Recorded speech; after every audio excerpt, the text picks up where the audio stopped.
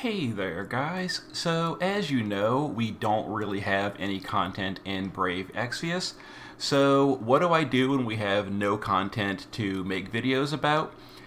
I pretty much waste my time doing goofy videos. So, in this one, we're going to be talking about what if Brave Exvius collabed with Last Remnant. This is a collaboration that I've kind of wanted for a long time. You may have heard me mention it various times in previous videos because it is a Square Enix property. It's a game I really enjoyed, and I think it really fits in perfectly with the Brave Exvius universe, and it would be a good collaboration. Now, let me just say right up front, it's probably never going to happen. This is just me taking a big drink of copium and just hoping for the fun of it. And like I said, I pretty much wasted a lot of my time to design my own collaboration unit based on the main character of Last Remnant, Rush Sykes. So in this video, I'm going to be just showing you the collaboration unit that I personally designed and came up with. It's, like I said, it's a total waste of time. But I was bored, and I figured it'd be fun, and there's really nothing else to do in Brave Exvius, so why not design your own unit just for fun? So, I created Rush Sykes in the hopes that one day we get his collaboration. So we're going to go over the unit as if he was a real unit, but I can't stress enough, it is not a real unit. The unit is not coming. I made this completely up on my own. So let's just go through and pretend like we're really going to get him. So he's going to be primarily a physical unit, but he's also going to be a competent mage, because if you played Last Remnant, you know that it's kind of like Final Fantasy Tactics a bit, in that you can change your classes based on whatever you want, like the Final Fantasy V job system, stuff like that. So, if we're speaking metagaming, honestly, one of the better builds for Rush would be going like Warlock or something for endgame, where he's more of a mage. But I think most people that play the game are going to play him as like a physical damage dealer, an attacker, because that's kind of like what he starts out as in the beginning of the game, and most people just stay along that path. So he's, in my design, going to be primarily a physical DPS, but he's going to have some magical capability as well, because you did have the option to go mage in the game. As far as oh, and by the way, he is going to be Neo Visions Plus, because, of course, we're going into the Neo Plus area, so we have to have Neo Plus units. So he's going to be primarily a Bolting Strike chainer. He'll have Absolute Mirror as like a backup option, but mostly he's going to chain Bolting Strike. Now, categories, you've heard me talk about many times in the past how I really think they underuse categories for global units. So, of course, I'm going to go pretty hard on the categories, because this is my unit. We're doing it my way. So he's going to be equally competent in water and earth. Now, if we're speaking strictly lore from the game, there's not really any kind of elemental affinities in the game, so I'm just making this up. Now, the reason I chose water is because we're going into the water meta, so I want my unit to be, relevant. Also, the reason I chose Earth is because of Cyclops. In the game, Cyclops is his personal talisman, his personal summon, and I consider Cyclops an Earth summon. So he's going to be water and earth. And he's going to be equally proficient in both of them. I'm not making the unit where he's like good in one element and the second element is just like there but not good enough. Nope. In my build, he is equally good in water or earth. So there you go. He's attacker and mage and support. He's not really a support. I'm putting this category because of a specific ability I'm going to show you in his kit. It's a very unique ability that I designed. We're going to get to it. He's Another World, obviously, because it's a collaboration. Now, he's Rebellion, because if you've played the game, and again, I'm going to have some slight spoilers here, nothing major, but some small spoilers in the game. But if you played the game, you know that him and David and the whole little army he leads, they go against the Chancellor and all that. So he's basically not leading, but he is taking part in a rebellion. Royal Arms, because he does go under David, who is the the Count or the Duke. I haven't played it in a while. I think he's the Duke of his little country or whatever. Anyway, he's working directly for David, who is the Duke of Nassau. I haven't played it in a while. I'm forgetting exactly what his title. I think he was a Duke. Anyway, so he's, of course, Royal Arms. He's Elite Soldiers because later in the game, David actually basically steps down and lets Rush take over as primary leader because he becomes like a really good leader. So I think that kind of means like Elite Soldier. It kind of fits. So there you go. And of course, Clash of Wills because we are giving him some morale skills. His TMR would be Talisman. You know, in the game, he starts with the Talisman. That's a big connection to his sister, Arena. And then Blue Steel, that's just his STMR. It's one of the better swords in the game. Not much more to it than that. There's no, like, secret hidden final Excalibur in the game or anything. The weapons are relatively generic, but Blue Steel is one of the final forms of the swords. And like I said, most players are going to build him as a swordsman when they play the game because that's just like how he starts off. His graphic is literally holding a sword. So most people are going to go sword build on him. So I gave him Blue Steel as his STMR. As far as stats go, you know, because this is like a fan unit, I'm not going to fill in every single Awakening level. This would just be EX3 stats. Now, I am breaking the mold a little bit, so actually literally every single Neovisions Plus base unit has the exact same stats. And it's so boring to me that every single Neo is literally copy-paste 837 with their potted stat total. So I gave him like 20 more stats, just to be different. You know, you could say, well, you're just making him more powerful. Also true, it's my unit. I'm going to flex a little bit, so he is definitely going to be slightly better than a copy-paste JP Premium unit or JP Neo Plus unit. He's slightly better. And I gave him, again, a good magic stat. Not quite as good as attack power, because he's only going to be almost as good as a mage. He's going to be mostly a physical damage dealer. As far as resistances, I gave him some water resist because he's a, water unit. I probably should have given him earth as well because I made him water earth. I kind of like went through a few iterations of the guy while I was, brainstorming him. But I gave him fire resist just because he fights against the Conqueror. And the Conqueror, if you play the game, he's always wearing like red. He does the big fireball attack later in the game. So I gave him some fire resist to be thematic to the game. As far as ailment resistances, I just tossed some stuff on there. Not really a lot of rhyme or reason to it. I gave him some good ones like Petrify and Confuse Immunity, Blind Immunity. And in order to like try to keep it sort of balanced, I didn't just give him immunity to everything. So he's still vulnerable to Paralyze and Sleep. So there you go. As far as weapons, yet again, in the game, you could equip anything because it was an open class system. You could make him into any kind of class you wanted. But, again, in order to try to keep it mostly balanced, so he can use all the gear as far as armors, but weapons, really, you would just use the STMR for the most part. But I gave him Rod access if you wanted to go like a mage build as well. And some black magic access, because like I said, he is going to be having some magic. Now, as far as his kit, let's go over it. So he's going to have, of course, here's where I go away from the mold of JP Neo Pluses. Every single JP Neo Plus unit is exactly the same. And it's dumb. It's so boring.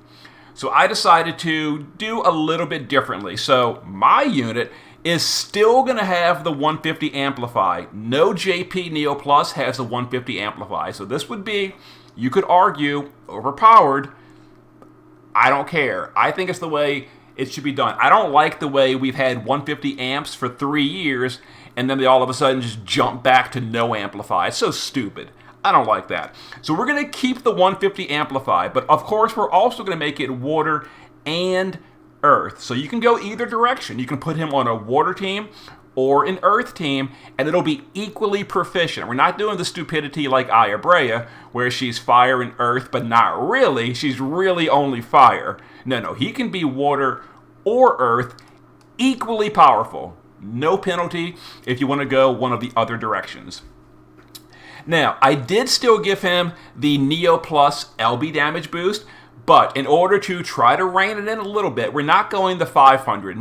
Actually, all Neo Pluses have a 500 LB boost. We only went 400 to try to keep it a little bit more balanced. That being said, 400 LB buff and a 150 amp, it would probably end up being overpowered. This is a fan unit. We're not really going to focus too hard on keeping it balanced, but there you go. He's got triple cast for his normal stuff, and then he can also quad cast Black Magic and his Summon Cyclops ability. We'll get to that in a minute. Now, as far as the skill names, I tried to keep it very accurate to the lore of Last Remnant. These are all skills from Last Remnant. So we named his Amplify Band of Champions. We named his LB buff Rousing Flare. These are, of course, buff skills in Last Remnant. We named his generic chaining skills Cross Slice and Cutting Lunge. These are just combat arts from the sword line, so if you're going to sword build, you've got Cross Slice and Cutting Lunge. And I gave them decent modifiers. So 1,000 damage per cast. That's a 3,000 physical damage on demand, which is still not that powerful. It's equal to by math, something like a 450 LB. Really, these days, it's not that big a deal. I don't really understand the reason that the developers are scared to death of giving these units a relevant chaining mod. Even 1,000 times 3 is still too low to even really matter. But it's a lot better than the 250 that JP devs give. That is so uselessly pointless. And even 3,000 is honestly still a little bit on the low end. But it's a lot better than 250 times 3. So we gave him 1,000 LB, or 1,000 chain times 3 with his physical stuff. And then his imbues, Blue Potion and Yellow Potion. Again, we're going by namings for the Last Remnant. Now, Yellow Potion, you might be thinking, that's more of like a Thunder imbue, isn't it? Probably. But there's no Brown Potion in Last Remnant. There are Blue Potions and Yellow Potions. And I wanted to try to keep the naming lore accurate to Last Remnant. So Blue Potion is his Water imbue. Yellow Potion is his Earth imbue. Even if Yellow doesn't really fit Earth imbue, it's the best I could do. The other option was Red Potion, and Red is obviously Fire. So Yellow could arguably be like Sand or something, and it fits Earth, so sure. And we gave him just, the usual global 60 Undispellable for himself. Now here's Summon Cyclops, because in the game I tried to incorporate all of Rush's unique abilities. Rush has 4 unique abilities in Last Remnant: Omni Strike, Talisman's Gift, Time Shift, and Summon Cyclops. So for Summon Cyclops, it's going to be a Rod in Peril, because this is going to be again a secondary option. And if this was a real unit, you would almost always go his physical build, which would be swords. But if someday there's a physical immune boss and you wanted to go pure magic, you would put a Rod on him, and this would be where you get your Rod in Peril. And it's a 2,000 X modifier chain with a 3-turn cooldown, and it can be quad cast. So he's going to have other abilities with this. So I gave him really good magic chaining. And again, I don't consider it overpowered. We're going to talk more about that when we get to that. But for now, Summon Cyclops would be one of his magical abilities. So just an Earth chain, because obviously it's Cyclops, that's definitely Earth. 2,000 modifier, 40 Rod in Peril. Not very flashy, but effective. And now his really unique abilities. And this is what's going to set the unit to give him his own little niche. This is what I've said before about unit design I really feel is lacking on mostly the JP side, but even some global units. The units, they may be good, but there's no one standout ability that really sets the unit apart. Like Kaito is the great example of a unit that brought a very unique mechanic. And Kaito's buff duration and manipulation was so cool and unique, and I loved Kaito for that. And there have been other, like Roberta, for example. She brought in, she wasn't the original tag chainer, but she was the first tag chainer that was relevant. You know what I'm saying? So all these units brought something unique. So these abilities are going to be relatively unique. You're not going to see these on other units, and they, are special. So Talisman's Gift, in the game, Talisman's Gift is just like a ward. It blocks an attack on your army.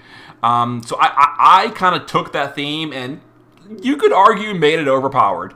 So for one turn, one use per battle, it's going to cure all the debuffs on your party and give you 99% physical and magical mitigation. Is this overpowered? I don't really think so. We've already got Songstress Yuna with 99% magic mitigation. It's on a cooldown. It's not even once per fight. It's like once per 3 turns or per 4 turns. Jekt does it for fairies. A few other units do it. Shadow Lord does this. Like Shadow Lord, the Neovision's Awakened 5-star, does this skill. Now Shadow Lords can't do it both because he has physical in one form, magic in the other. But this is a Neovision's plus, so we're gonna push the boundaries a little bit. He can do 99% physical and magical mitigation for one turn to all allies. Now keep in mind, this is not general mitigation, meaning it will not help you against things like gravity, fixed damage, damage over time, stuff like that. So it's not as overpowered as you might think, but obviously it is still incredibly strong. It basically turns off damage for one turn, except for those situations. Now here is the really unique one that I came up with, Time Shift. Now in the game of Last Remnant, Time Shift is an exploration ability. While you're exploring the map, the enemies on the map are like real time and they chase you down, and when they touch you, then combat goes into turn-based mode. And Time Shift lets you freeze time so you can like sneak past enemies during the map. Obviously that wouldn't translate into Brave Exvius, so I just came up with something that seems sort of related to time. So here is my very unique, completely unique ability that I came up with to make Rush really desirable. So Time Shift, one use per battle. When you use Time Shift, it would like snapshot or store the current buff and debuff state for all your allies. So every single buff and debuff would be snapshotted into memory when you use it.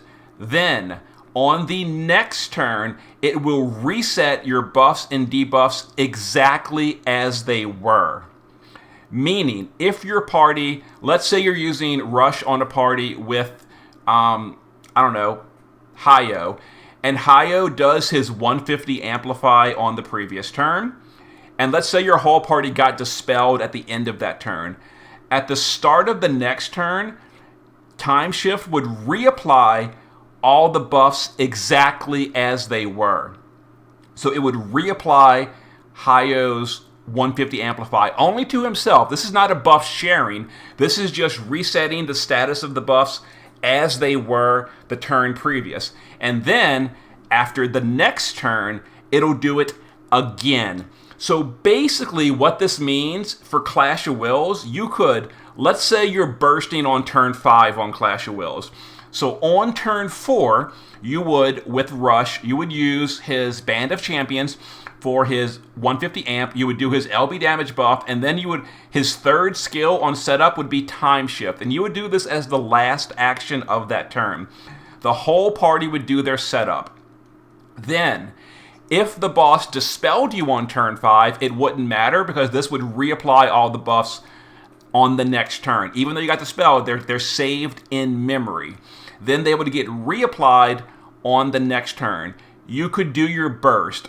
Then, here's the really unique part. On the turn after that, on turn 6, it would reapply all those amplifies and one-turn killers, and all those limited buffs would get reapplied again. So Rush would allow you to get 2 fully powered bursts in a row using all. So he would basically extend everyone's 150 amp one extra turn effectively. It would also give you insurance against being dispelled. So that's what, in my little design space, his Time Shift ability would do. This is very unique. Obviously, nothing exists like this in the game. It would require custom coding to implement, but it would be cool. Wouldn't it be cool? That's what I'm looking for in Brave Exvius to make the game refreshing, is new mechanics. I don't want to see just another unit with a killer buff and a party LB buff. I want to see unique mechanics added frequently. They did it with Kaito, and it was amazing. It was so cool when Kaito came in with a completely unique mechanic. They did it again with Melissa. Melissa allows you to remove and reduce the duration of healing reductions. That's a completely unique global effect. So they can make unique mechanics, as we know. So I would love to see more units, something like this, something unique and unseen before, to make units like, wow, that's a really cool unit. I want to pull for him. So that's my idea for Time Shift, for Rush Sykes. Now, as far as his passives go, nothing too special here.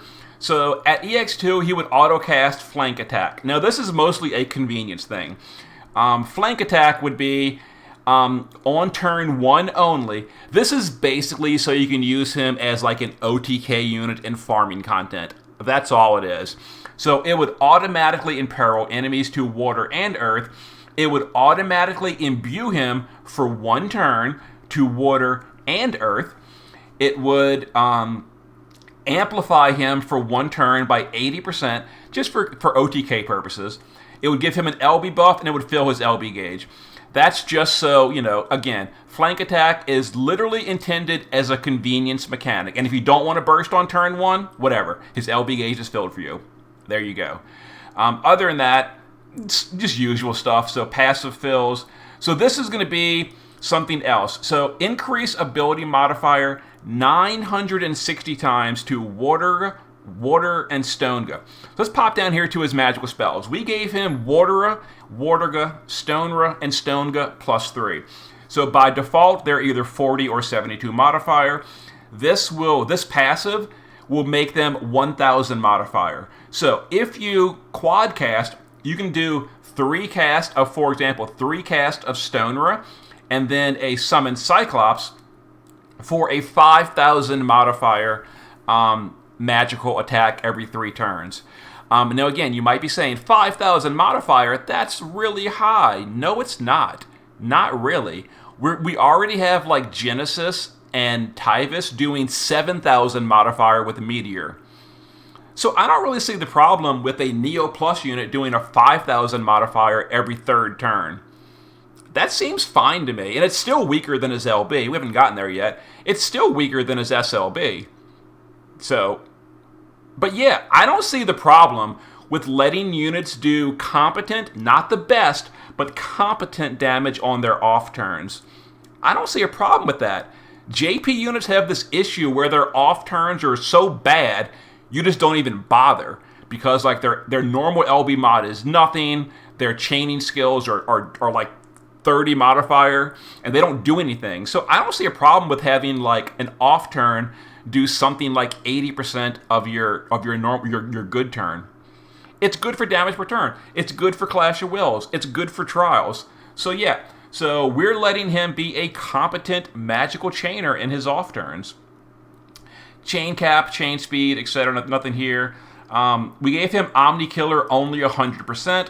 So 100% is, not quite as good as a premium, but he's going to be a collaboration, not a premium unit. Although he is arguably good enough to be a premium. But no, we gave him 100 Omni Killer. And then we gave him Autocast Sibling Bond every turn if Irina is alive. So Irina is his sister in my little mind of fantasy. During this collaboration, Rush would be one of the units, Irina would be the other unit. So kind of like Sylvie and Esther, kind of like Wilk and Elena, stuff like that. If Irina is in the party, you get an extra 50 modifier for his LB. That's it. I mean, it's good, it's worth it, but it's not like game changing if you don't have Irina in the party. So 50 extra modifier. Now, as far as his leader skill, basically, I just copied Aang's, because Aang has a really good leader skill. We don't need to creep it, but we kind of did. So it's Aang's plus Earth. So it's Water, Clash, and Earth units. Honestly speaking, there's not that many good Earth units. So, like, in Clash of Wills, that's going to buff, like, Wilk. Really, it's not going to do much in Clash of Wills. And And then outside of Clash of Wills, only 500. Now you could argue that, you know, you always complain about these bad leader skills in Dark Visions, and it is true, but because I already made Rush so good, I figured I'd give him an underwhelming leader skill in Dark Visions. That way it wouldn't infringe on the JP leaders. There you go. And then his LB and SLB. Now, you might be again saying, why'd you make an SLB? You hate SLB units. It is true. The simple fact of the reason is because it's a fan unit. It's never going to get made anyway, and it's twice the work to make a Brave Shift unit. So, by making him SLB, I designed half the skills. That's the only reason.